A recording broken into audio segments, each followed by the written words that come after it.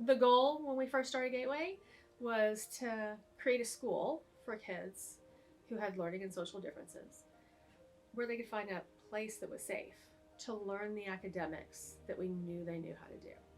In other schools, they weren't challenged enough. They weren't considered high enough academically to do a typical Texas diploma, and we knew better than that. And so we created a program that was strong in academics so that they could learn the information, but also learn how they learn best and how to get the support that they needed.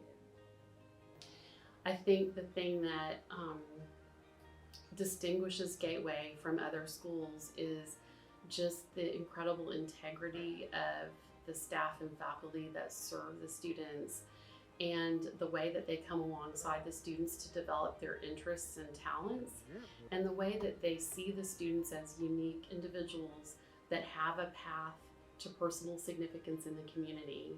And that is actually in our mission statement. And I think as a parent, knowing that the school is developing that student along a path so that they can lead a life of significance in the communities where they live is really powerful. But when you see how that is backed up in action, I think that's where a lot of parents really realize the full investment that they've made in a Gateway education. As we taught through that first year, we learned a lot of different things. One of the biggest ones was that we recognized the need for some social emotional support for our students.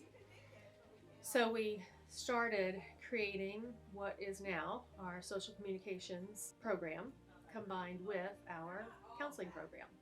The one thing that we realized is that, kids need time to process what things mean. And the earlier you start talking about future thinking, future me, future life, and linking it to things that they're learning right now, the more salient those things become, the more usable they seem to be with the kids. And you can pick any one of my middle schoolers right now and ask them a concept and say, are you going to need this when you're a grown up? And yeah, we do. Everybody talks about social skills, but that's actually the top of the pyramid, the tip of the iceberg.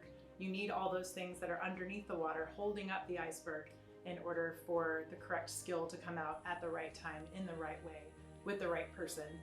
I think so many kids that come to school here, they're just focusing on, well, what is my view of the world? What is my perspective? And they haven't considered that other people are also thinking about them and creating their own impressions and their own perspectives. And that influences not only how they're going to be received by others, but also how they'll be treated by others.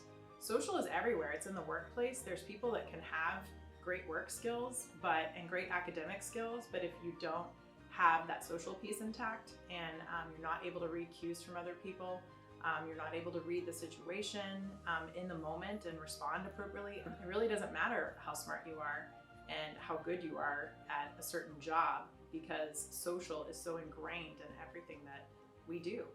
In our second year of operations, Scott Adams decided that we needed to do something that had to do with getting them moving. He read a book called Spark and decided that this is what we needed in our school. And so we created Fit Club, and every morning they work out because it makes a huge, huge difference in how they show up. When we first started it, those who were always so tired and didn't want to go to class were all of a sudden awake. And those guys who were bouncing off the walls all of a sudden were calm enough to go in the classroom and learn. So during the second and third years, we had that social emotional and the social communication piece of our program kind of set. But then we recognized that they needed more work out in the community. They needed to be able to take those skills and generalize them to other places.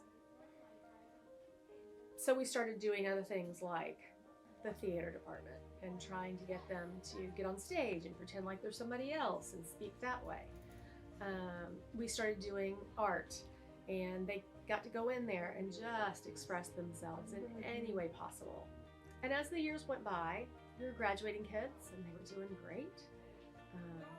But if they didn't go to some sort of school after graduation, they tended not to do much of anything. And that infuriated me. We'd worked so hard, and I thought, what are they missing now? And so finally, we came up with this employment skills program. And that has been truly a game changer for us. Everything we do is about being employable. It's about being able to be a teacher someday, or be a rock star someday, or, for most of us, find a profession or a job that really fits what we are interested in and capable of doing. In our internship program, it's for junior and senior students. Originally it was just for seniors, but then we found such a benefit of starting earlier. We really want to expose our students to how to act and work in a job environment. And we've noticed that once you start earlier, then students feel more confident to start getting a part-time job and having that experience. It's taught me how to work with other employees and let them pitch their ideas in and do what they're wanting to do, and then you doing the same thing, giving them the ideas and just cooperating, working together, and having an efficient work style and in a business. And I think it's just gotten me ready for a job and the responsibilities that the responsibilities could be like in my future. We have group-based internships at Cat's Coffee, at Simply Fresh Kitchen, and at Mod Pizza, where students are learning to stand on their feet for a longer period of time than they're used to. Standing a lot. You're gonna have to stand a lot. And how to work with coworkers and communicate when they need help. And just that experience and just that exposure is our main focus in our junior years, along with our culinary-based program and our culinary internship. So they are learning how to work in a culinary kitchen, but they're also having that workplace exposure. My favorite thing about culinary is the way you can have fun in the kitchen, and and actually because you have Miss Hoyer there, Miss Abraham, so you have a lot of fun. It's a party every day. Culinary, you also stand a lot, but you make food and you can eat it. Culinary, make some food and then eat it. Don't set the kitchen on fire. If you set the kitchen on fire, me and Miss Hoyer will be angry. So we are really lucky that at the Gateway Academy we have incredible community partners that work with us for our internship programs for our juniors and our seniors. And something that I'm really proud of is that every time we go to an internship site, all of the coworkers that we work with and our supervisors are so excited to see us. And we've seen that just through their support, our students have had these invaluable experiences that really teach them what it's like to have a job and how to make connections.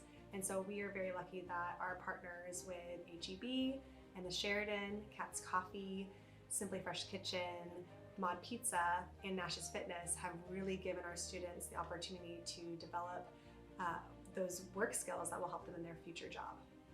So our kids have shown up really well within the community for their internships. And we've been blessed with great community partners who have also listened to us as we have tried to educate them on how to best serve these kids.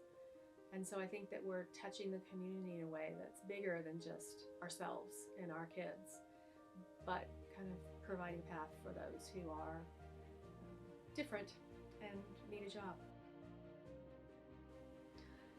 All of this magic, all of this dreaming, all of these programs wouldn't be possible without you, our sponsors, and our parents.